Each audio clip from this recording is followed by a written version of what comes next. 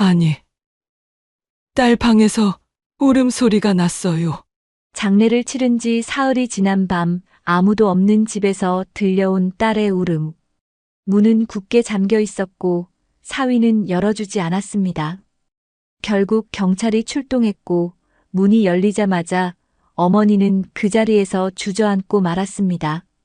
딸은 정말 세상을 떠난 게 맞을까요? 그 방 안에선 대체 무슨 일이 벌어지고 있었던 걸까요? 도저히 믿을 수 없는 진실이 이제 밝혀집니다. 그 전에 잠깐 1초만 투자해서 구독, 좋아요 버튼을 꾹 눌러주시면 영상 제작에 큰 힘이 됩니다. 지금 바로 시작하겠습니다. 강원도 평창의 작은 마을에 가을이 깊어가고 있었습니다. 산자락을 둘러싼 단풍나무들이 붉게 물들어가는 10월 말 63세의 오말수는 혼자 살고 있는 작은 한옥집 마루에 앉아 딸의 전화를 기다리고 있었습니다. 말수는 전직 초등학교 교사였습니다. 35년간 아이들을 가르치며 살아온 그녀에게는 특별한 재능이 하나 있었죠. 아이들의 마음을 읽는 것이었습니다. 교실에서 조용히 앉아 있는 아이가 실은 가장 외로워한다는 것을, 웃음소리가 큰 아이가 때로는 가장 아픈 마음을 숨기고 있다는 것을 알아차리는 일에 능숙했습니다. 아이들이 무슨 고민이 있을 때면 말순의 교무실로 찾아와 속마음을 털어놓곤 했었죠. 하지만 정작 자신의 딸 윤지은의 마음은 요즘 들어 잘 모르겠습니다. 지은은 서울에서 광고회사 팀장으로 일하며 바쁜 와중에도 틈만 나면 어머니를 찾아왔었습니다. 매주 토요일이면 어김없이 전화가 왔고 한 달에 2번은 꼭 평창까지 내려와 어머니와 함께 시간을 보냈죠. 지은은 어머니와 함께 있을 때 가장 행복해했습니다. 둘이서 산책을 하며 이런저런 이야기를 나누고 어머니가 해주는 된장찌개를 먹으며 역시 엄마 손맛이 최고예요 라고 말하던 모습이 얼마나 사랑스러웠는지 모릅니다. 그런데 최근 2개월 동안은 뭔가 달랐습니다. 전화 통화 시간이 현저히 줄어들었고 말수도 부쩍 적어졌습니다. 엄마, 요즘 일이 너무 바빠서요라는 말로 대화를 서둘러 마무리하곤 했습니다. 예전 같으면 1시간도 넘게 수다를 떨며 웃음소리가 집 안을 가득 채웠는데 이제는 10분도 채 안 돼요. 그럼 엄마 다음에 다시 전화드릴게요라며 전화를 끊어버립니다. 말수는 그럴 때마다 핸드폰을 바라보며 혼잣말을 했습니다. 우리 지은이 무슨 일 있나? 말수는 가슴 한구석이 답답했습니다. 3년 전 남편과 사별한 후 하나뿐인 딸 지은만이 유일한 의지처였거든요. 남편이 세상을 떠나던 날 지은은 어머니의 손을 꼭 잡으며 말했었습니다. 엄마, 이제 저밖에 없잖아요. 제가 엄마를 지킬게요. 그때의 따뜻한 손길이 아직도 생생합니다. 남편의 장례식을 치르는 내내 지은은 어머니 곁을 떠나지 않았고 모든 일을 척척 처리하며 의젓한 모습을 보여주었습니다. 그런 딸이 있어서 말수는 혼자가 된 슬픔을 견딜 수 있었습니다. 2024년 10월 30일 화요일, 평소와 다름없이 저녁 7시가 되었습니다. 지은이 퇴근 후 전화를 거는 시간이었죠. 말수는 텔레비전 소리를 줄이고 핸드폰을 바라보며 기다렸습니다. 안경을 벗었다 쓰며 시계를 확인했습니다. 7시 10분, 7시 20분. 시간이 흘러도 전화벨이 울리지 않았습니다. 혹시 일이 늦게 끝났나 싶어 8시까지 기다려봤지만 소식이 없었습니다. 결국 말순이 먼저 전화를 걸었습니다. 여보세요? 지은아? 아, 엄마. 네. 목소리가 이상했습니다. 평소보다 훨씬 조용하고 뭔가 지쳐있는 듯 했습니다. 마치 감기에 걸렸을 때처럼 힘이 없어 보였죠. 오늘 일 많이 힘들었니? 목소리가 좀 이상한데. 네. 그냥 좀 피곤해서요. 요즘 프로젝트가 많아서. 그래. 그럼 푹 쉬고. 아, 그런데 지은아, 엄마가 김치를 새로 담갔거든. 이번 주말에 올라가서 좀 가져다 줄까? 내가 좋아하는 깍두기도 함께 담갔어. 잠시 침묵이 흘렀습니다. 평소라면 정말요?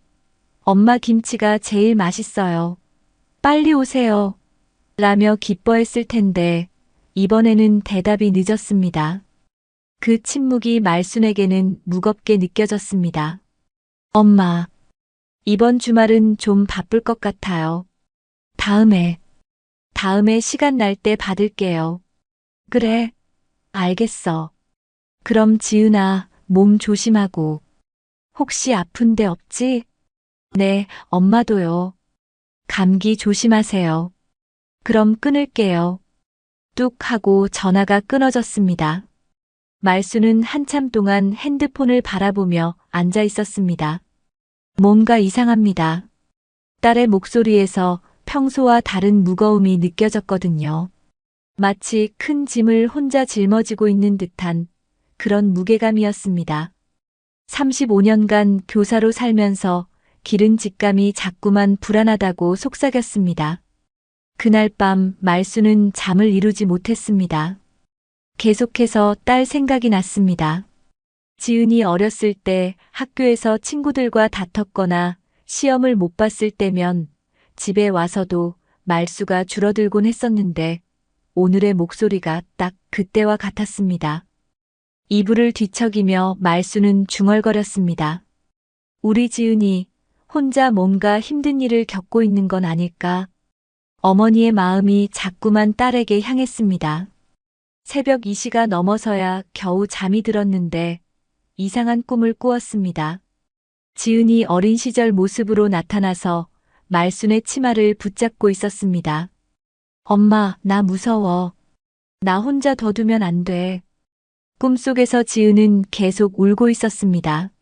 말순이 괜찮다. 엄마가 여기 있어라고 하려는 순간 깼습니다. 가슴이 두근거렸습니다. 다음 날인 10월 31일 수요일 오후 2시경 말수는 마당에서 김장 준비를 하고 있었습니다. 배추를 다듬으며 지은이가 좋아하는 김치 만들어서 꼭 가져다 줘야지라고 생각하고 있던 참이었습니다. 그때 핸드폰이 울렸습니다. 모르는 번호였습니다. 여보세요? 혹시 윤지은 씨의 어머니이신 오말수님이시죠?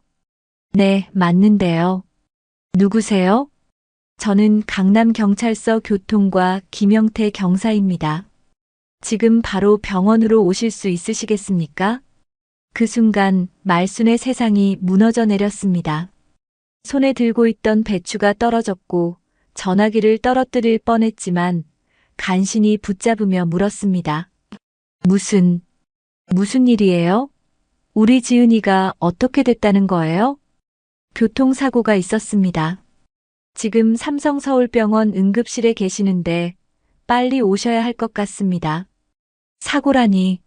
얼마나 다쳤어요? 경찰관의 대답이 늦어졌습니다. 그 침묵이 모든 것을 말해주었습니다. 말수는 그 순간의 기억이 희미합니다. 어떻게 택시를 불렀는지, 어떻게 3시간을 달려 서울까지 왔는지, 어떻게 병원을 찾았는지 기억나지 않습니다. 다만 응급실 문 앞에서 사위 한도윤을 만났을 때의 충격만은 생생합니다. 도윤의 눈이 완전히 빨갛게 부어 있었고 평소 말쑥했던 모습과는 달리 옷도 구겨져 있었습니다. 그는 말순을 보자마자 주저앉으며 말했습니다. 어머니, 지은이가.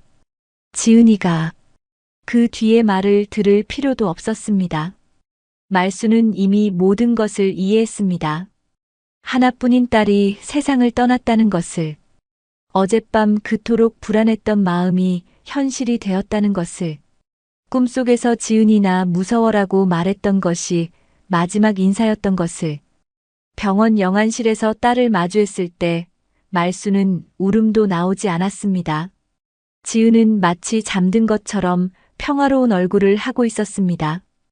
다만 이마에 작은 상처가 있을 뿐이었죠. 말수는 딸의 차가운 손을 잡으며 떨리는 목소리로 중얼거렸습니다. 딸아, 그곳은 따뜻하니. 엄마가 곧 갈게. 이 챕터 문 좀 열어봐, 도윤아. 지은의 장례식은 11월 2일부터 사흘간 치러졌습니다. 말수는 그 사흘 동안 한 번도 제대로 울지 못했습니다. 마치 꿈속에 있는 것 같았거든요. 조문객들이 와서 삼가 고인의 명복을 빕니다라고 인사할 때마다 말수는 고개만 끄덕일 뿐이었습니다. 현실감이 없었습니다. 어제까지 전화로 이야기하던 딸이 이렇게 차가운 관 안에 누워있다는 것이 믿어지지 않았습니다. 사위 한도윤은 장례 기간 내내 이상했습니다. 상주로서 해야 할 일들은 모두 완벽하게 처리했지만 정작 슬퍼하는 모습은 보이지 않았습니다. 울지도 않고 조용히 장례 절차만 챙겼습니다. 조문객들에게 인사를 받을 때도 무표정했고 말순과 대화할 때도 필요한 말만 간단히 했습니다. 어머니, 식사하세요라거나 어머니, 좀 쉬시죠 같은 말 외에는 거의 입을 열지 않았습니다. 말수는 그런 도윤이 이상했지만 사람마다 슬픔을 표현하는 방식이 다르다고 생각했습니다. 도윤은 원래 감정 표현을 잘하지 않는 성격이었거든요. 지은과 결혼할 때도 저는 말보다는 행동으로 보여드리겠습니다라고 했었고 실제로 지은을 위해서라면 무엇이든 해주는 남편이었습니다. 결혼 5년 동안 부부싸움하는 소리를 들어본 적이 없을 정도로 조용하고 안정적인 가정을 꾸려왔었죠. 경찰에서는 사고 경위에 대해 간단히 설명해 주었습니다. 10월 30일 밤 11시경 강남구 논현동 사거리 한복판에서 지은이 혼자 서 있다가 승용차에 치였다고 했습니다. 운전자는 음주운전 상태가 아니었고 갑자기 나타난 지은을 미처 피하지 못했다고 진술했습니다. 현장에는 별다른 증거물이 없었고 목격자도 운전자뿐이었습니다. 왜 그 시간에 도로 한복판에 혼자 서 있었는지는 알 수 없습니다. 휴대폰도 파손되어서 마지막 통화 기록이나 문자 내용을 확인하기 어려운 상황입니다라고 담당 형사가 설명했습니다. 말수는 고개를 끄덕였지만 마음 한구석에서는 뭔가 이상하다는 생각이 들었습니다. 지은은 길을 건널 때도 항상 조심하는 아이였거든요.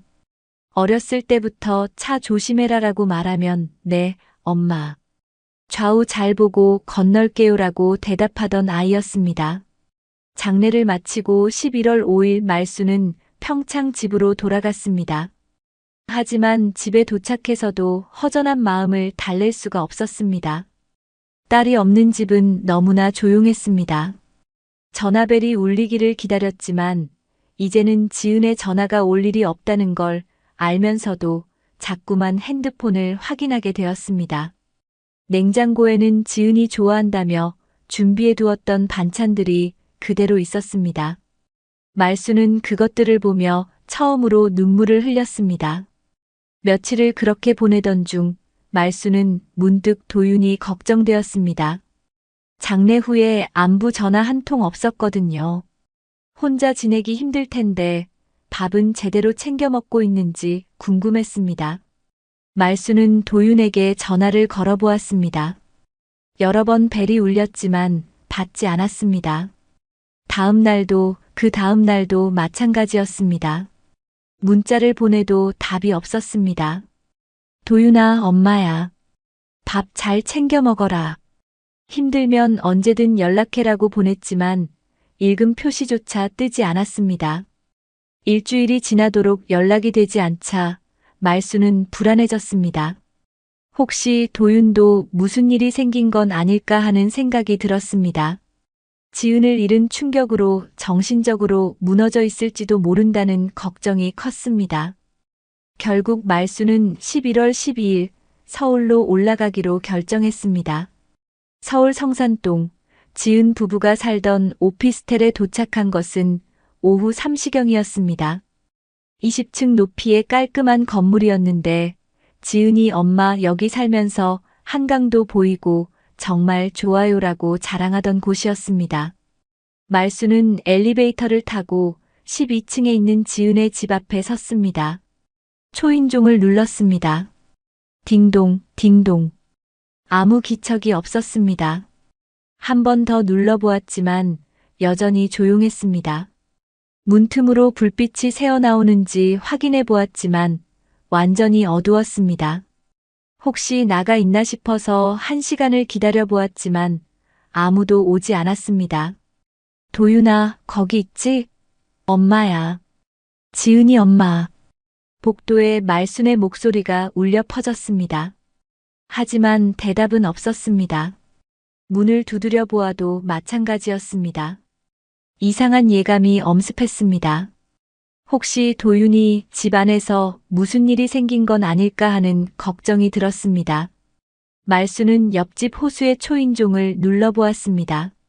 다행히 집에 있던 30대 여성이 문을 열어주었습니다. 안녕하세요. 저는 옆집 며느리 어머니인데요. 혹시 옆집에서 사람 본 지 얼마나 됐는지 아세요?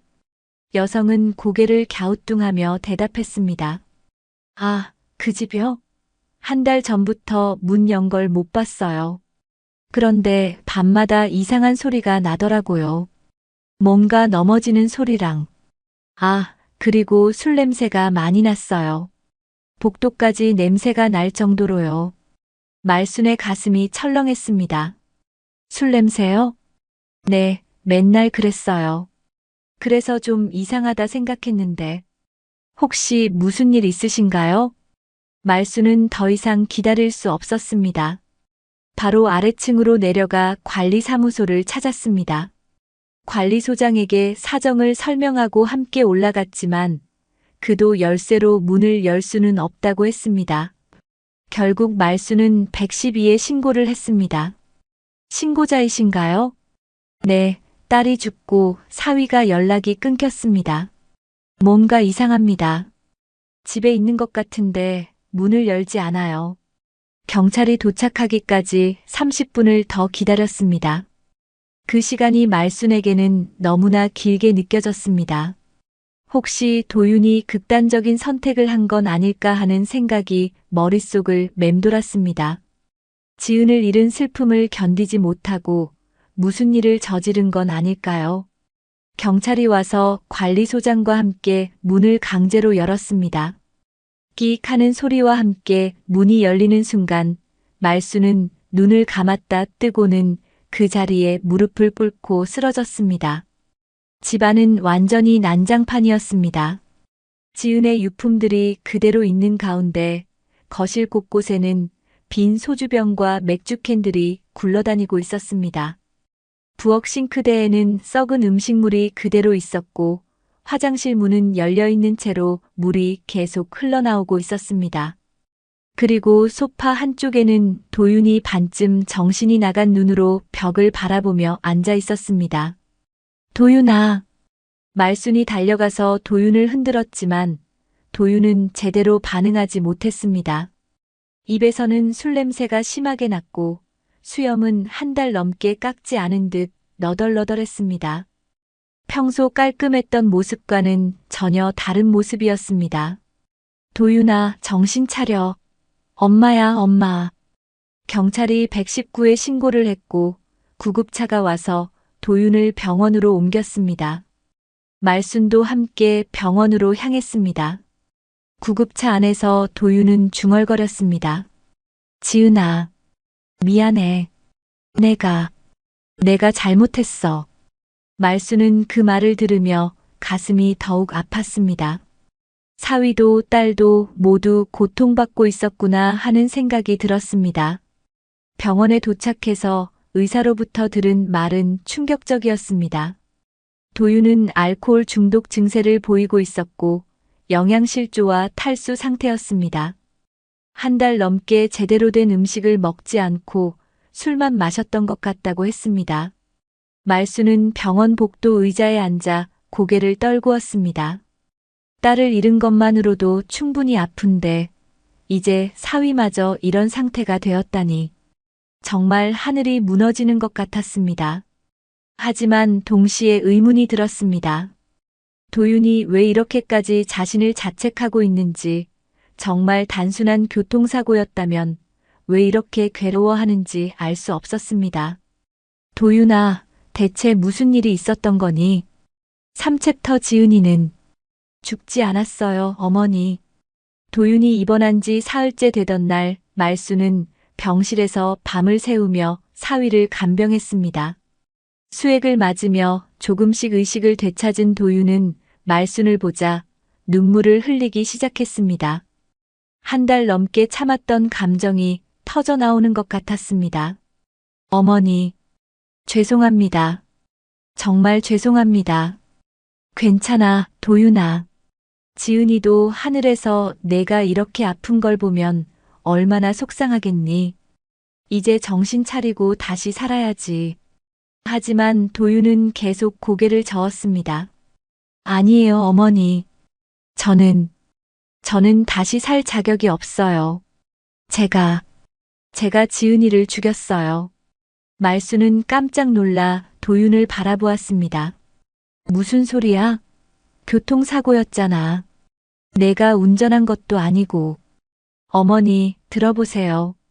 도윤은 떨리는 목소리로 말을 이어갔습니다. 지은이는 사고가 아니었어요.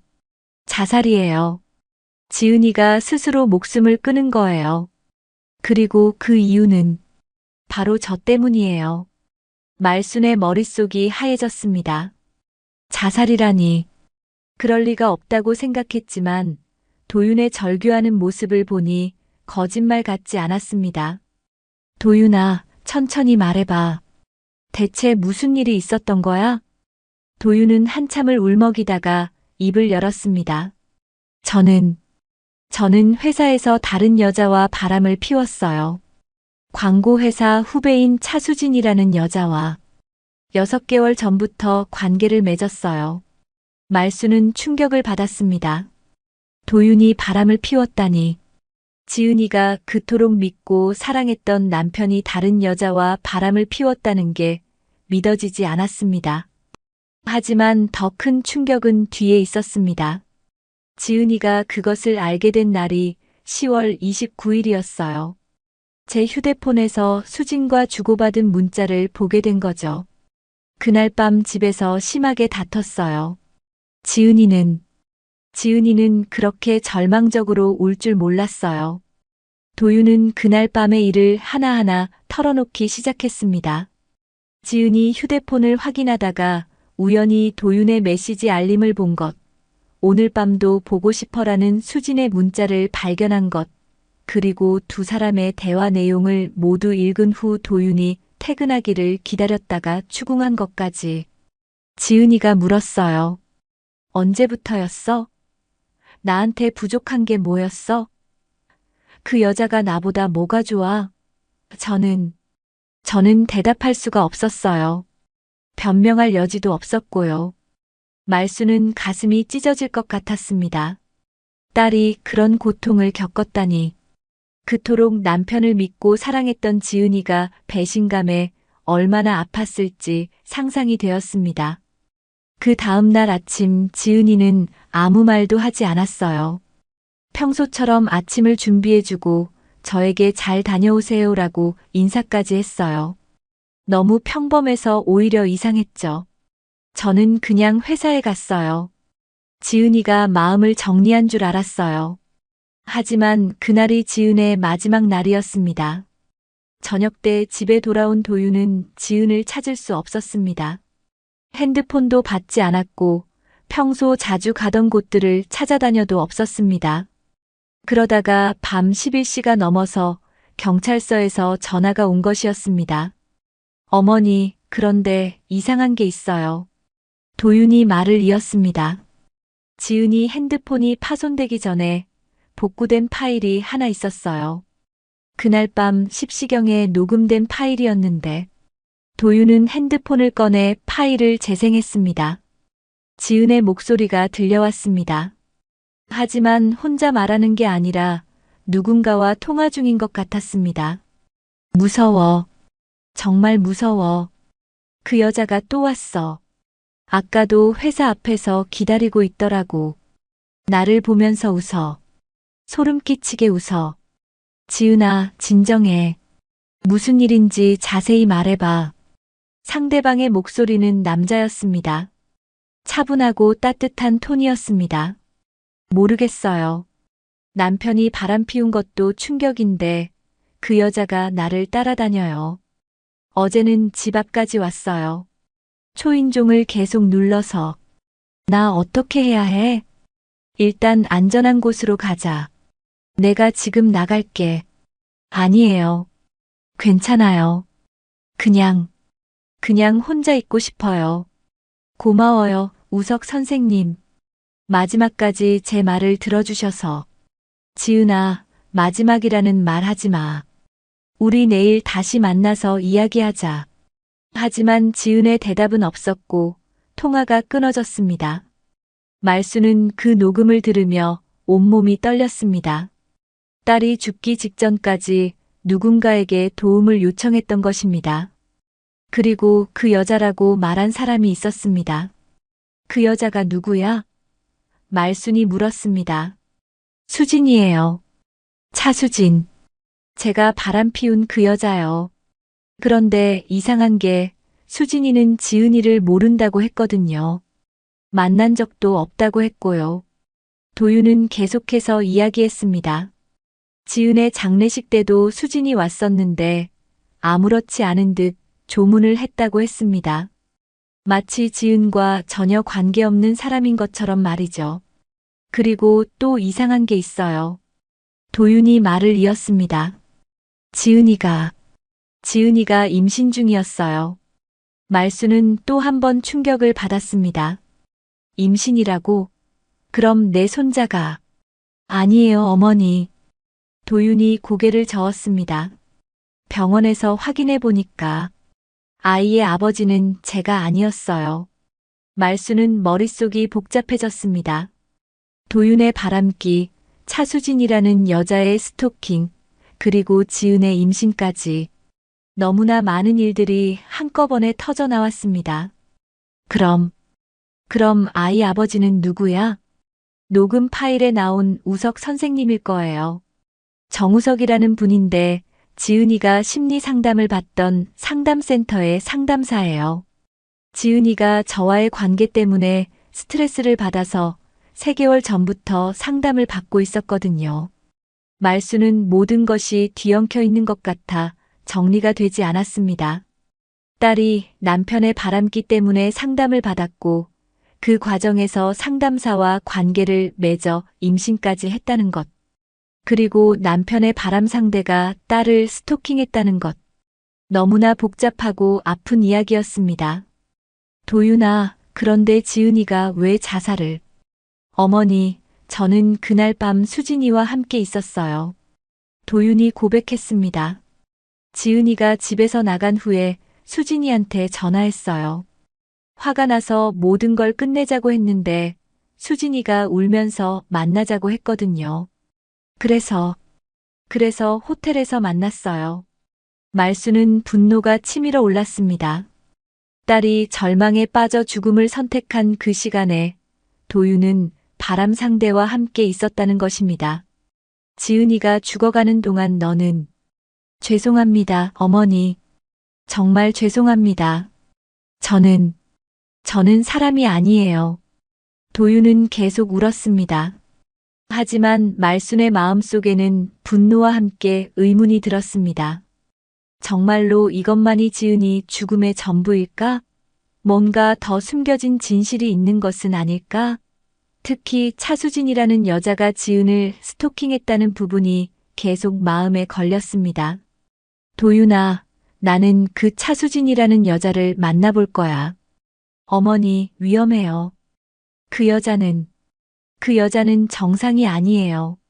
하지만 말순의 결심은 확고했습니다. 딸의 죽음에 대한 진실을 알아야겠다고 다짐했습니다. 단순한 불륜과 자살이 아닌 더 깊은 어둠이 있을 것이라는 직감이 들었거든요. 도윤이 입원해 있는 동안 말수는 지은의 진실을 파헤치기로 결심했습니다. 가장 먼저 찾아간 곳은 지은이 다니던 광고 회사였습니다. 강남구에 위치한 20층 건물의 12층, 크리에이티브 파트너스라는 회사 간판이 보였습니다. 지은이 엄마, 제가 팀장 됐어요. 라고 자랑스럽게 말하던 그 회사였습니다. 접수 데스크에서 윤지은 팀장의 어머니라고 소개하자 직원들의 표정이 어두워졌습니다. 지은의 동료였던 김선미 과장이 나와서 말순을 회의실로 안내했습니다. 선미는 30대 중반의 차분한 여성으로 지은과 같은 팀에서 5년간 함께 일했다고 했습니다. 어머니, 지은 언니 일로 정말 마음이 아파요. 저희도 아직 믿어지지 않아서. 선미야, 우리 지은이가 마지막에 힘든 일이 있었다고 들었어. 혹시 회사에서 무슨 일이 있었는지 알고 있니? 선미는 잠시 망설이다가 입을 열었습니다. 사실, 이상한 일들이 있었어요. 지은 언니가 죽기 2달 전부터요. 선미의 이야기는 충격적이었습니다. 지은의 회사 앞에 매일 나타나는 이상한 여자가 있었다는 것입니다. 처음에는 단순히 누군가를 기다리는 사람인 줄 알았는데 매일 같은 시간에 나타나서 지은이 퇴근할 때까지 기다렸다고 했습니다. 그 여자가 어떻게 생겼는데? 키가 크고 날씬했어요. 항상 검은색 옷을 입고 있었고 머리는 긴 생머리였어요. 그런데 제일 이상한 건 표정이었어요. 항상 웃고 있는데 그 웃음이 정말 소름 끼쳤거든요. 선미는 계속해서 이야기했습니다. 그 여자는 지은이 나타나면 따라갔고 때로는 지은이 자주 가는 카페나 식당 앞에서도 목격되었다고 했습니다. 지은은 처음에는 단순한 우연이라고 생각했지만 점점 무서워하기 시작했습니다. 지은 언니가 저한테 말했어요. 선미야, 요즘 누가 나를 따라다니는 것 같아. 집에 갈 때도 뒤에서 발자국 소리가 나. 처음에는 피해망상인 줄 알았는데 저도 그 여자를 직접 봤거든요. 직접 봤다고? 네. 지은 언니랑 함께 점심 먹으러 나가는데 그 여자가 저희를 따라왔어요. 계속 뒤에서 따라오면서 휴대폰으로 사진을 찍더라고요. 지은 언니가 그걸 보고 완전히 창백해졌어요. 말수는 소름이 끼쳤습니다. 딸이 그런 공포를 겪고 있었다니. 왜 자신에게 말하지 않았을까 하는 안타까움이 들었습니다. 그 여자가 회사 사람이야? 아니에요. 저희 회사 직원은 아니었어요. 하지만 선미가 잠시 망설였습니다. 하지만 저희 회사에 출입하는 사람이었어요. 한도윤 과장이 아는 사람인 것 같았거든요. 말순의 가슴이 철렁했습니다. 도윤이의 아는 사람? 네. 한 번은 도윤 과장이 그 여자와 함께 회사 1층 로비에서 이야기하는 걸 봤어요. 아무렇지 않게 대화하더라고요.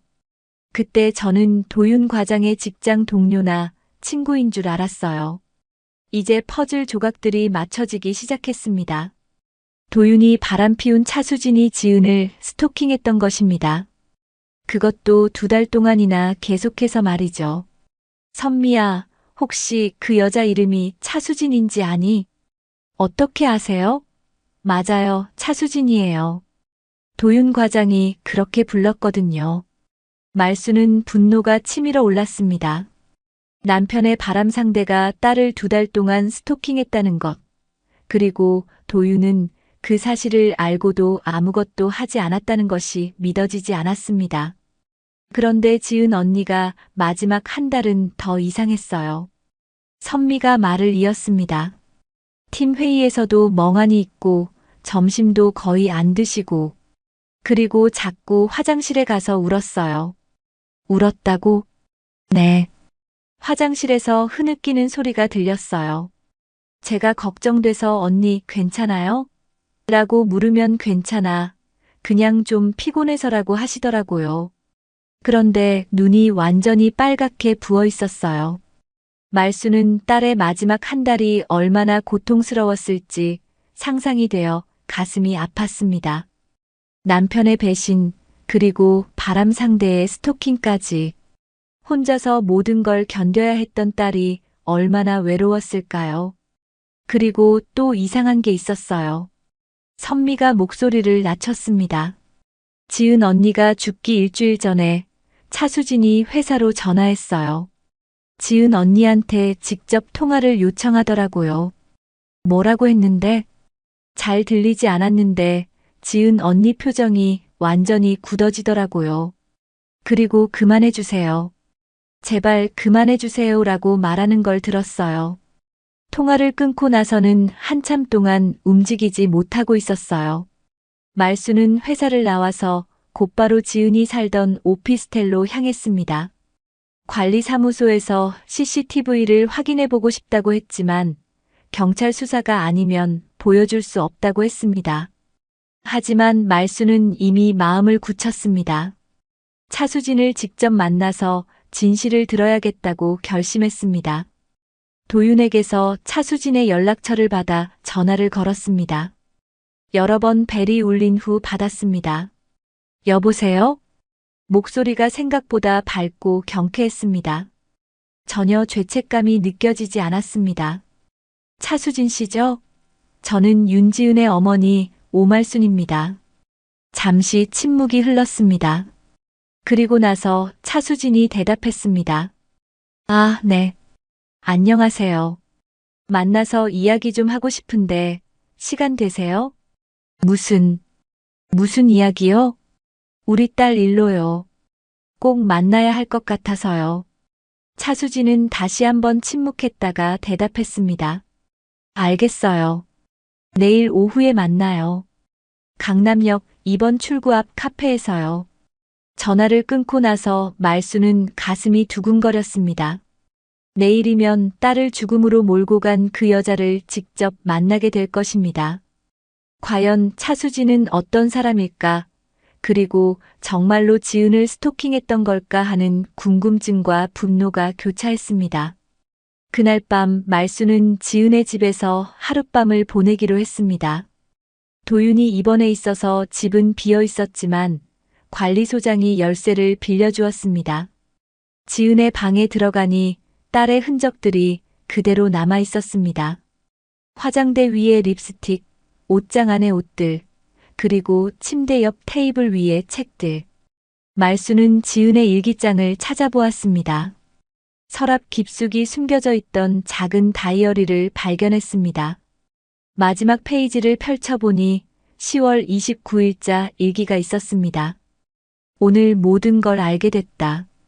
도윤 오빠가 다른 여자와 6개월 동안이나 그 여자가 바로 나를 따라다니던 그 사람이었다. 이제 이해가 된다. 왜 나를 그렇게 쳐다봤는지, 왜 웃으면서 사진을 찍었는지. 나는 정말 바보였다. 우석 선생님한테 말해야 할까? 아니면 엄마한테라도. 하지만 엄마가 이 일을 알면 얼마나 속상하실까? 나는 어떻게 해야 하지? 일기를 읽으며 말수는 눈물을 흘렸습니다. 딸이 마지막까지 어머니 걱정을 했구나 하는 생각에 가슴이 미어졌습니다. 그리고 동시에 차수진에 대한 분노가 더욱 커졌습니다. 내일은 반드시 그 여자로부터 진실을 드러내고 말겠다고 다짐했습니다. 다음 날 오후 2시 강남역 2번 출구 앞 카페에서 말수는 차수진을 기다리고 있었습니다. 지은의 일기를 읽고 난 후 밤새 잠을 이루지 못했던 말수는 가슴속에서 끓어오르는 분노를 애써 참고 있었습니다. 딸을 괴롭힌 그 여자를 직접 만난다는 생각에 손이 떨렸습니다. 오후 2시 10분경 카페 문이 열리며 한 여자가 들어왔습니다. 키가 크고 날씬한 체형에 긴 생머리를 한 20대 후반의 여성이었습니다. 선미가 묘사했던 그 모습과 정확히 일치했습니다. 차수진은 말순을 발견하고는 의외로 당당한 모습으로 다가왔습니다. 안녕하세요. 차수진입니다. 차수진의 첫인상은 말순의 예상과 달랐습니다. 죄책감에 사로잡혀 위축된 모습일 거라 생각했는데 오히려 자신만만해 보였습니다. 깔끔한 정장 차림에 화장도 완벽했고 미소까지 띠고 있었습니다. 앉아요. 말순이 차갑게 말했습니다. 차수진은 말순 맞은편에 앉으며 아메리카노 하나 주세요라고 직원에게 주문했습니다. 전혀 긴장한 기색이 없었습니다. 우리 딸 일로 이야기하고 싶어서 불렀어요. 말순이 직설적으로 말했습니다. 네, 지은 씨 일로 말씀하신 거죠? 정말 안타까운 일이었어요. 저도 소식 듣고 많이 놀랐거든요. 차수진의 말투에서 말순은 이상함을 느꼈습니다. 마치 남의 일인 양 담담하게 말하고 있었거든요. 당신이 우리 지은이를 따라다녔다면서요? 따라다녔다니요? 차수진이 눈을 크게 뜨며 반문했습니다. 누가 그런 말을 했나요? 전지은 씨와 개인적으로 아는 사이가 아니었는데요. 거짓말하지 마세요. 회사 동료들이 다 봤어요. 당신이 2달 동안 우리 딸 회사 앞에서 기다리고 있었다고. 차수진은 잠시 당황하는 듯 했지만 곧 미소를 지으며 대답했습니다. 아, 그건 도윤 오빠를 만나려고 기다렸던 건데 혹시 오해하신 게 아닐까요? 오해라고요? 말순의 목소리가 높아졌습니다. 우리 딸이 얼마나 무서워했는지 아세요? 집까지 따라와서 초인종을 누르고 사진까지 찍고. 정말 모르겠네요. 제가 언제 그런 일을 했다는 거죠? 차수진은 여전히 태연했습니다. 혹시 지은 씨가 스트레스 때문에 착각하신 건 아닐까요? 들어보니 심리 상담도 받고 계셨다던데. 말순은 차수진의 태도에 분노가 치밀어 올랐습니다. 이 여자는 지금 딸을 정신병자 취급하고 있었습니다. 당신이 우리 딸한테 전화도 했잖아요. 회사로 전화해서 그만해달라고 애원하게 만들고. 전화요? 차수진이 고개를 갸우뚱했습니다. 전지은 씨 전화번호도 모르는데요. 회사 번호도 마찬가지고요. 거짓말이 너무나 자연스러웠습니다. 마치 정말로 아무것도 모르는 사람처럼 행동하고 있었습니다. 하지만 말순은 포기하지 않았습니다. 그럼 당신이 도윤이와 바람 피운 거는 인정하는 거네요? 차수진의 표정이 잠깐 굳어졌습니다. 그건 저희 개인적인 일이죠. 지은 씨와는 상관없다고요? 말순이 소리를 질렀습니다. 카페 안에 다른 손님들이 돌아보았지만 말순은 신경 쓰지 않았습니다. 남의 남편을 빼앗아 놓고 상관없다고요? 빼앗은 게 아니에요. 차수진이 차갑게 대답했습니다.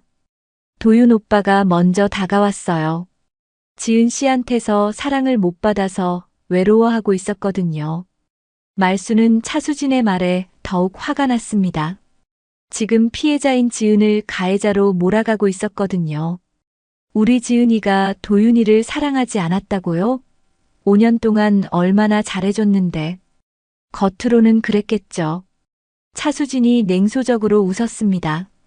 하지만 도윤 오빠는 지은 씨가 자신을 진심으로 사랑한 적이 없다고 했어요. 항상 의무적으로만 대했다고요. 이때 말순은 차수진의 진짜 모습을 보기 시작했습니다. 처음에 당당함 뒤에 숨어있던 악의가 드러나고 있었습니다. 그래서 우리 딸을 괴롭힌 거예요? 괴롭혔다니요? 차수진이 다시 무고한 표정을 지었습니다. 전 아무것도 한 게 없는데요. 그냥 도윤 오빠를 사랑했을 뿐이에요. 말순은 더 이상 참을 수 없었습니다. 이 여자는 지금까지 모든 걸 부인하고 있었습니다. 하지만 말순에게는 한 가지 확신이 있었습니다. 이 여자가 딸을 괴롭혔다는 것. 그때 말순의 핸드폰이 울렸습니다. 도윤에게서 온 전화였습니다. 어머니, 지금 어디 계세요? 차수진이라는 여자 만나고 있어. 뭐라고요? 어머니, 위험해요. 지금 당장 그 자리를 떠나세요. 왜? 무슨 일인데? 병원에서 경찰이 왔어요. 지은이 사건에 대해서 새로운 증거가 나왔다고 해요. 수진이가 지은이를 직접 만났대요. 죽기 하루 전에. 말순은 차수진을 바라보았습니다. 차수진도 전화 내용을 어느 정도 들었는지 표정이 굳어져 있었습니다. 도윤아, 자세히 말해봐. CCTV에 찍혔어요. 지은이 죽기 하루 전인 10월 29일 밤 9시경, 우리 집 근처에서 수진이와 지은이가 만나는 모습이 찍혔다고 해요. 그리고 두 사람이 격하게 다투는 모습도요. 말수는 차수진을 노려보았습니다. 차수진은 이제 더 이상 태어날 수 없었습니다. 당신, 우리 딸 만났잖아요. 죽기 하루 전에. 차수진은 한참을 망설이다가 마침내 입을 열었습니다. 네, 만났어요. 뭐라고 했는데? 별거 아니에요. 그냥 도윤 오빠 일로 이야기했을 뿐이에요. 별거 아니라고. 말순의 목소리가 떨렸습니다. 우리 딸이 그 다음날 죽었는데 별거 아니라고요? 차수진이 처음으로 당황하는 모습을 보였습니다. 그건 제가 어떻게 알아요? 지은 씨가 스스로 선택한 일인데. 뭔 소리를 했길래 우리 딸이 죽음을 선택했어요? 차수진은 한참을 침묵하다가 마침내 진실을 털어놓기 시작했습니다. 지은 씨가 임신했다고 하더라고요. 그래서 제가 화가 났어요. 도윤 오빠 아이도 아니면서 무슨 권리로 도윤 오빠한테 매달리냐고 했죠. 말수는 충격을 받았습니다. 차수진이 지은의 임신 사실을 알고 있었다는 것, 그리고 그것을 가지고 딸을 몰아세웠다는 것입니다. 그리고 뭐라고 했어요? 다른 남자 아이를 베고 있으면서 도윤 오빠한테 의존하지 말라고 했어요. 그리고 차수진이 잠시 망설였습니다. 그리고 어차피 도윤 오빠는 저를 선택할 거라고 했어요. 지은 씨 같이 시체 같은 여자보다는 저를 선택할 거라고요. 말수는 온몸이 떨렸습니다. 이 여자가 딸에게 얼마나 잔혹한 말을 했는지 상상이 되었습니다. 그래서 우리 지은이가 뭐라고 했는데? 울면서 가겠다고 하더라고요. 도윤 오빠랑 헤어지고 혼자 아이를 키우겠다고요. 그런데 차수진의 목소리가 작아졌습니다. 그런데 제가 너무 화가 나서 너 같은 여자가 아이를 낳겠다고? 그 아이도 너처럼 불행하게 살 거야라고 말했어요. 말수는 주먹을 꽉 쥐었습니다. 임신한 여자에게, 그것도 절망에 빠진 여자에게 어떻게 그런 말을 할 수 있었을까요? 더 있어요? 말순이 떨리는 목소리로 물었습니다. 차수진은 고개를 숙였습니다. 지은 씨가 마지막에 제발 그만해 주세요. 저 정말 아무것도 바라지 않아요라고 했어요. 그런데 저는 그럼 사라져. 아예 사라져 버려라고 말했어요. 말수는 더 이상 참을 수 없었습니다. 딸을 죽음으로 내몬 마지막 말이 바로 이것이었습니다. 사라져 버려라는 말.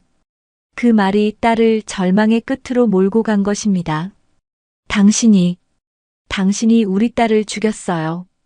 차수진은 급히 변명했습니다. 아니에요. 제가 죽인 게 아니에요. 지은 씨가 스스로. 당신이 우리 딸을 가뒀어요. 말순이 소리쳤습니다.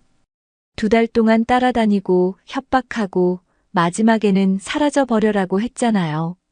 그게 사람을 죽이는 게 아니면 뭐예요? 카페 안이 조용해졌습니다. 다른 손님들이 모두 이쪽을 바라보고 있었지만 말수는 신경 쓰지 않았습니다. 이 여자가 딸을 어떻게 괴롭혔는지, 마지막에 어떤 잔혹한 말로 절망시켰는지 알게 된 지금 분노를 참을 수 없었습니다. 차수진은 일어나며 말했습니다. 저는 가볼게요. 이미 지나간 일이잖아요. 하지만 말순도 일어서며 차수진의 팔을 붙잡았습니다. 지나간 일이라고요? 우리 지은이는 돌아오지 않아요. 당신 때문에 죽었다고요. 그때 카페 직원이 다가와서 손님들 너무 시끄러우신데 라고 말했지만 말수는 들리지 않았습니다. 오직 딸을 죽음으로 몰고 간 이 여자에 대한 분노만이 가슴을 가득 채우고 있었습니다. 카페에서의 소동 이후 말수는 곧바로 경찰서로 향했습니다. 차수진과의 대화에서 들은 내용들을 모두 신고해야겠다고 생각했거든요. 강남경찰서 민원실에 도착한 말수는 담당 형사인 김영태 경사를 만났습니다. 어머니, 차수진과 만나서 이야기를 나누셨다고 하셨는데 구체적으로 어떤 내용이었나요? 말수는 카페에서 들은 모든 이야기를 상세히 전했습니다. 차수진이 지은을 2달 동안 스토킹했던 것, 지은이 죽기 하루 전 만나서 잔혹한 말을 했던 것, 그리고 마지막에 사라져버려라고 말했던 것까지 모든 것을 털어놓았습니다. 김 경사는 말순의 이야기를 들으며 메모를 했습니다. 어머니, 이 내용들이 사실이라면 이건 단순한 자살이 아닙니다. 강요에 의한 자살, 즉 자살교 사죄에 해당할 수 있어요. 그게 무슨 뜻이에요? 다른 사람을 자살로 내몰 정도로 정신적 압박을 가한 경우 살인에 준하는 죄로 처벌할 수 있다는 뜻입니다.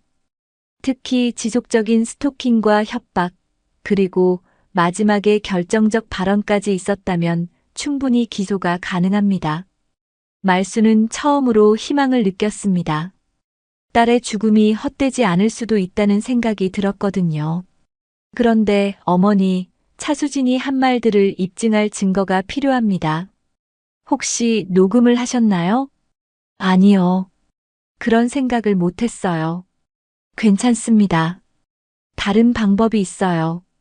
우선 회사 동료들의 증언, CCTV 영상, 그리고 휴대폰 통화 기록 등을 통해 입증할 수 있습니다. 김 경사는 이미 수사를 진행하고 있다고 설명했습니다. 지은이 다니던 회사의 CCTV를 분석한 결과 차수진이 정말로 2달 동안 거의 매일 회사 앞에서 기다리고 있었던 것이 확인되었다고 했습니다. 또한 지은의 집 근처 CCTV에서도 차수진이 지은을 따라다니는 모습이 여러 차례 포착되었습니다. 그리고 어머니, 또 다른 중요한 증거가 나왔습니다. 김 경사가 파일을 꺼내며 말했습니다. 지은 씨의 휴대폰을 정밀 분석한 결과 차수진으로부터 온 문자 메시지들이 복구되었습니다. 문자요? 네. 차수진이 지은 씨에게 보낸 협박성 문자들이 20여 통 발견되었습니다. 도윤에게서 손 떼라. 너 같은 여자가 행복할 자격 있나 같은 내용들이었어요. 말수는 가슴이 아팠습니다. 딸이 그런 문자들을 받으며 얼마나 고통스러웠을지 상상이 되었거든요. 차수진은 어떻게 됐나요? 내일 오전에 소환해서 조사할 예정입니다. 어머니께서 제공해 주신 진술 내용을 토대로 추궁할 거예요. 말수는 경찰서를 나와 도윤이 입원해 있는 병원으로 향했습니다. 도윤은 많이 회복된 상태였고 말순의 이야기를 들으며 고개를 숙였습니다. 어머니, 정말 죄송합니다. 제가 수진을 제대로 통제했어야 했는데. 도윤아, 너도 잘못이 있어. 하지만 지금은 그것보다 지은이를 위해 진실을 밝히는 게 더 중요해. 도윤은 눈물을 흘리며 말했습니다. 어머니, 저도 경찰에 모든 걸 털어놓을게요. 수진이 지은이를 어떻게 괴롭혔는지 제가 알고 있던 모든 것을 다 말씀드릴게요. 이틀 후 차수진이 경찰서에 소환되었습니다. 말순도 참고인으로 출석했습니다. 조사실 밖에서 기다리던 말순은 차수진이 들어가는 모습을 보았습니다. 카페에서 만났을 때와는 달리 많이 초췌해진 모습이었습니다. 조사가 끝난 후 김 경사가 말순에게 결과를 알려주었습니다. 차수진이 대부분의 혐의를 시인했습니다. 스토킹, 협박 문자, 그리고 마지막 만남에서의 발언까지 모두 인정했어요. 그럼 처벌받나요? 네. 자살교 사죄와 스토킹 처벌법 위반, 협박죄 등이 적용될 예정입니다. 아마 실형을 받을 가능성이 높아요. 말수는 안도감을 느꼈습니다. 완전한 정의는 아니지만 적어도 딸을 괴롭힌 사람이 처벌받게 되었다는 것만으로도 다행이었습니다. 그날 저녁 말수는 지은의 무덤을 찾았습니다. 평창 공동묘지 한쪽에 자리 잡은 작은 무덤 앞에 무릎을 꿇고 앉았습니다. 지은아, 엄마가 늦었지만 진실을 밝혀냈어. 그 나쁜 여자가 너를 그렇게 괴롭혔다는 것도 알았고, 이제 처벌받게 될 거야. 바람이 불어와 무덤 앞에 국화꽃을 흔들었습니다. 마치 지은이 대답하는 것 같았습니다. 엄마가 미안해. 그때 내가 힘들어할 때 알아차렸어야 했는데, 내가 전화로 괜찮다고 말할 때 더 자세히 물어봤어야 했는데, 말수는 한참을 울었습니다. 딸을 잃은 슬픔, 진실을 늦게 안 후회, 그리고 이제야 조금이나마 정의가 실현되었다는 안도감이 뒤섞인 복잡한 감정이었습니다. 무덤 앞에서 돌아서려는데 뒤에서 누군가 부르는 소리가 들렸습니다. 돌아보니 40대 중반의 남성이 꽃다발을 들고 서 있었습니다. 혹시 지은이 어머니세요? 네, 그런데 누구세요? 저는 정우석입니다. 지은이가 상담받던 곳의 상담사예요. 정우석이었습니다. 지은의 마지막 통화 상대였던 그 사람.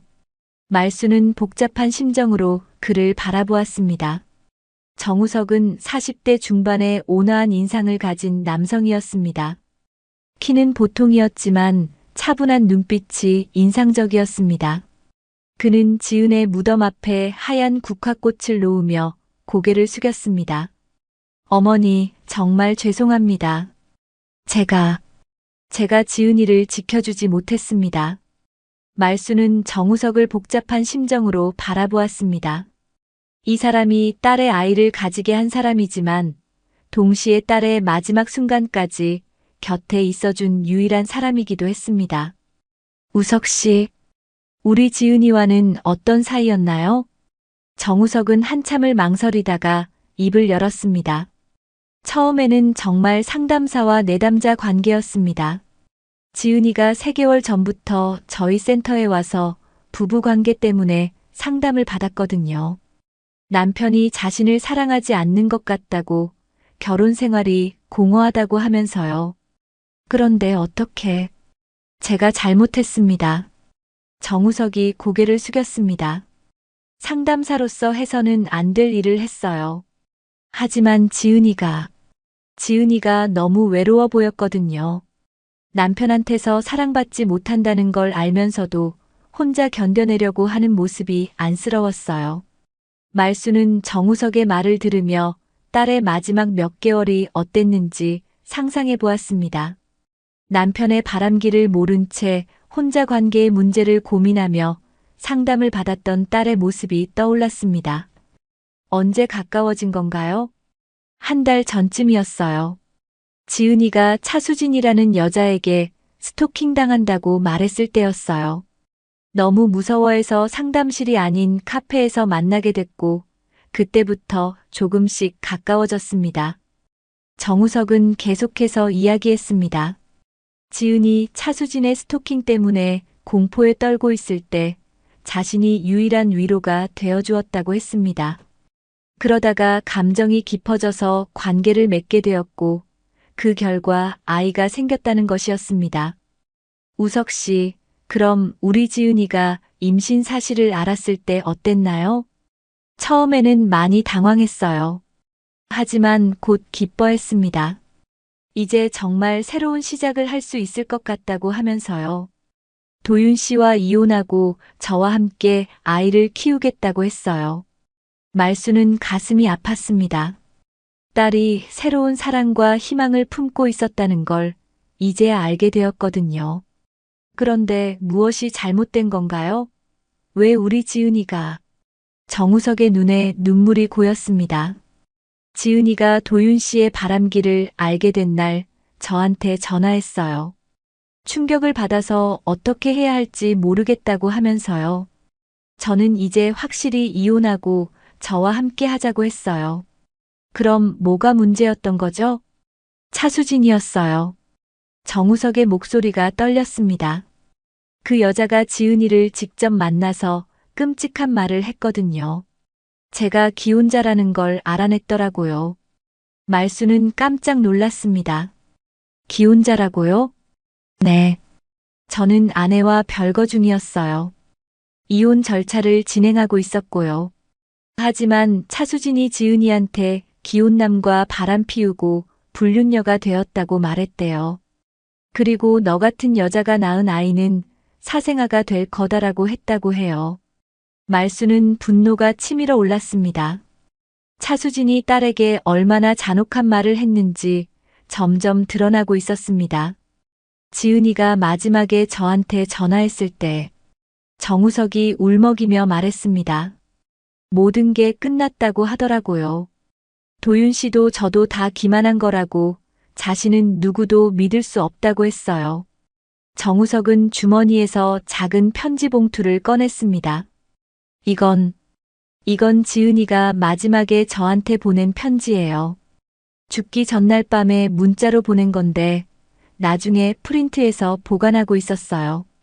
말수는 떨리는 손으로 편지를 받았습니다. 지은의 마지막 메시지였습니다. 우석 선생님, 그동안 정말 고마웠어요. 선생님이 아니었다면 이렇게까지 버틸 수도 없었을 거예요. 하지만 이제 정말 끝인 것 같아요. 저는 누구에게도 사랑받을 자격이 없는 사람인가 봐요. 도윤 오빠한테도 선생님한테도 짐만 되고 있어요. 그리고 뱃속의 아이도.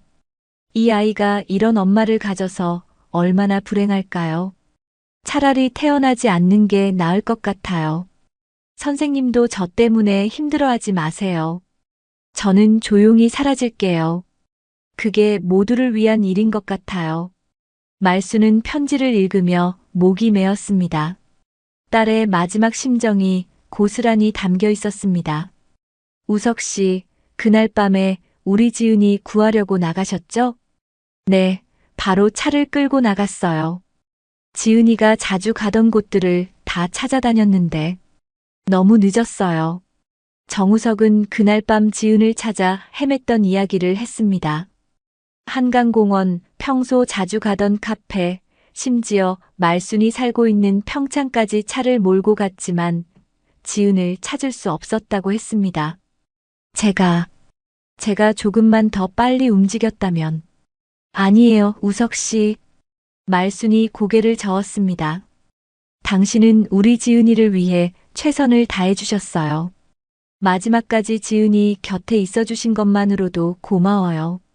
두 사람은 지은의 무덤 앞에서 한참을 함께 있었습니다. 정우석은 말순에게 지은과의 추억들을 들려주었습니다.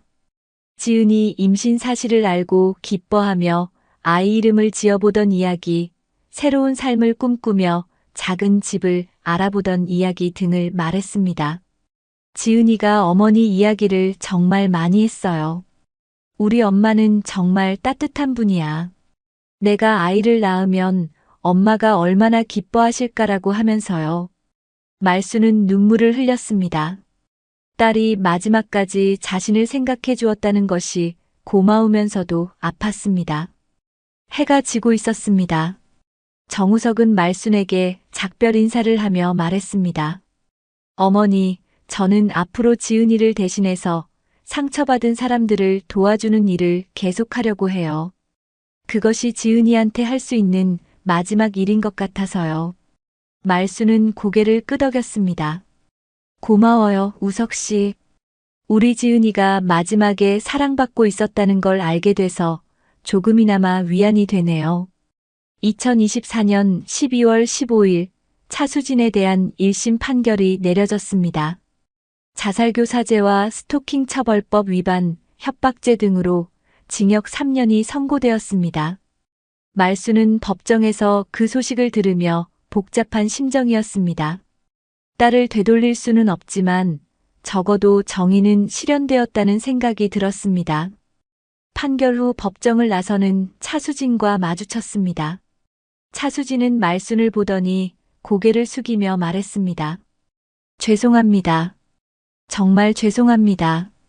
하지만 말순은 아무 대답도 하지 않았습니다. 이미 용서나 분노를 넘어선 상태였거든요. 법정에서 나온 말순은 도윤과 함께 지은의 무덤을 찾았습니다. 도윤은 알코올 치료를 받으며 많이 회복된 상태였습니다. 두 사람은 무덤 앞에 무릎을 꿇고 앉았습니다. 지은아, 그 나쁜 여자가 처벌받았어. 3년 동안 감옥에 갈 거야. 말순이 무덤에 대고 말했습니다. 늦었지만 엄마가 내 억울함을 풀어줬어. 도윤도 눈물을 흘리며 말했습니다. 지은아, 미안해. 정말 미안해. 내가 너를 제대로 지켜주지 못했어. 앞으로는 너를 위해서 올바르게 살아갈게. 그때 뒤에서 발자국 소리가 들렸습니다.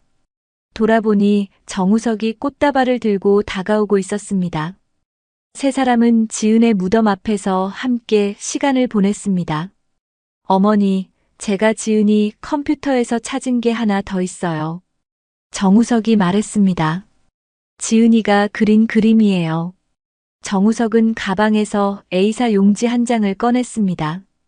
그 위에는 작고 예쁜 집 한 채가 그려져 있었고, 집 앞에는 웃고 있는 여자가 서 있었습니다. 그 여자의 얼굴은 말순을 닮아 있었습니다. 지은이가 상담 중에 그린 거예요. 제가 가장 행복했던 기억이라는 주제로 그려달라고 했을 때 그린 그림이에요. 평창에 있는 어머니 집이라고 하면서 어머니가 웃고 계신 모습을 그렸어요. 말순은 그림을 보며 눈물을 흘렸습니다. 딸이 마지막까지 어머니와의 추억을 소중히 간직하고 있었다는 걸 알 수 있었거든요. 무덤을 떠나기 전 말순은 마지막으로 딸에게 말했습니다. 지은아, 엄마는 이제야 너를 진짜로 보는 것 같아. 내가 얼마나 외로웠는지, 얼마나 살고 싶었는지, 이제 다 알겠어. 그리고 너의 마지막 소원도 알았어. 며칠 후 말순은 중요한 결정을 내렸습니다. 평창 집을 정리하고 서울로 이사해서 새로운 일을 시작하기로 한 것입니다. 지은의 이름으로 희망상담센터라는 작은 상담소를 만들기로 했습니다. 정우석이 도움을 주겠다고 했고, 도윤도 자신의 저축을 모두 내놓으며 지원하겠다고 했습니다. 지은이를 위해서 할 수 있는 마지막 일이에요라고 도윤이 말했습니다. 2025년 1월 희망상담센터가 문을 열었습니다. 강남구의 작은 건물 2층에 자리 잡은 조그만 공간이었지만 말순에게는 딸과의 새로운 연결고리 같았습니다. 센터에는 지은의 사진과 함께 살고 싶다는 마음을 포기하지 마세요라는 문구가 걸려 있었습니다. 첫 번째 상담자는 30대 여성이었습니다. 남편의 외도로 상처받아 죽고 싶다고 말하는 여성이었죠. 말순은 그 여성의 손을 잡으며 말했습니다. 저도 딸을 잃었어요. 그 아이도 당신처럼 아팠을 거예요. 하지만 포기하면 안 돼요. 살아있어야 새로운 희망을 만들 수 있어요. 매주 토요일마다 말순은 지은의 무덤을 찾았습니다. 그리고 그 주의 센터에서 만난 사람들 이야기를 들려주었습니다. 지은아, 이번 주에는 내 또래 여자분이 오셨어. 그분도 많이 힘들어했는데 조금씩 나아지고 있어. 어느 토요일 무덤 앞에서 말순은 특별한 이야기를 했습니다. 지은아, 엄마가 이제 깨달았어. 너의 마지막 말 살고 싶다는 게 단순히 죽기 싫다는 뜻이 아니었구나. 정말로 진짜로 살고 싶었던 거지. 사랑받으며 살고 싶었고 아이와 함께 행복하게 살고 싶었던 거지. 바람이 불어와 무덤 앞의 꽃들을 흔들었습니다. 말순은 그것을 딸의 대답으로 받아들였습니다. 그래서 엄마도 이제 정말로 살아보려고 해.